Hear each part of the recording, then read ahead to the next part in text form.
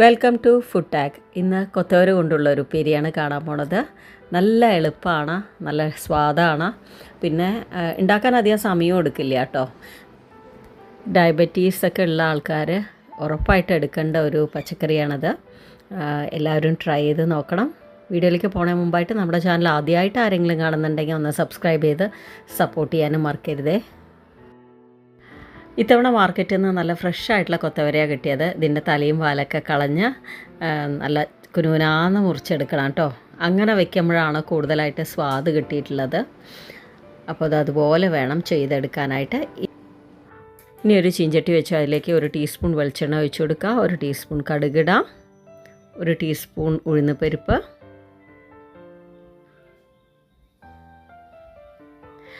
3-4 പച്ചമുളക് നെടുകെ കീറിയത്, പിന്നെ കുറച്ച് കറിവേപ്പില, പിന്നെ നമ്മൾ നേരത്തെ ചെറുതായിട്ട് മുറിച്ചെടുത്ത് വെച്ച കൊത്തവര ഇടാം. പിന്നെ നമുക്ക് ഇതിനോടൊപ്പം വേണ്ടത് തോരപ്പരിപ്പാണ്. ഇത് ഞാൻ കുറച്ച് നേരം കുതിർത്ത് വെച്ചതാട്ടോ. ഇതൊരു 1/4 കപ്പ് ഉണ്ട്. പിന്നെ 1/2 ടീസ്പൂൺ മഞ്ഞൾപ്പൊടി, കുറച്ച് വെള്ളം ഒഴിച്ചിട്ട് നന്നായിട്ടൊന്ന് വേവിച്ചെടുക്കുകയാണ്. നിങ്ങൾക്ക് വേണമെങ്കിൽ പരിപ്പ് സെപ്പറേറ്റ് ആയിട്ടും വേവിച്ചെടുത്തിട്ട് ഇതിൽ ചേർക്കാം. പക്ഷേ ഞാൻ എപ്പോഴും ഇങ്ങനെ ചെയ്യാറ് കേട്ടോ. രണ്ടും കൂടെ ഒന്നിച്ചിടുമ്പോൾ പെട്ടെന്ന് പണിയാവുമല്ലോ. അപ്പോൾ ഇത് നന്നായിട്ട് മിക്സ് ചെയ്ത് കൊടുത്ത ശേഷം അടച്ച് വെച്ചിട്ട് വേവിച്ചെടുക്കണം. ഇടയ്ക്ക് തുറന്ന് നോക്കി ഒന്ന് ഇളക്കി കൊടുത്ത് അങ്ങനെ വേണം വേവിച്ചെടുക്കാനായിട്ട്. പറയാൻ വിട്ടുപോയി, കൊത്തവര 1/4 കിലോ ഉണ്ട് കേട്ടോ. അപ്പോൾ അത് നന്നായിട്ട് വെന്ത് കിട്ടിയിട്ടുണ്ട്. അപ്പോൾ നമ്മൾ ഉപ്പിട്ടിട്ടുണ്ടായിരുന്നില്ല, അതിട്ട് കൊടുക്കുകയാണ്. വെന്ത ശേഷമാണ് ഞാൻ ഇട്ട് കൊടുക്കുന്നത്.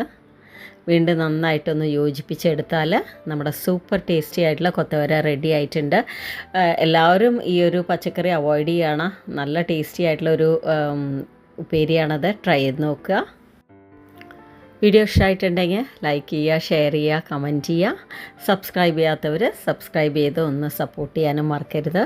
Thanks for watching.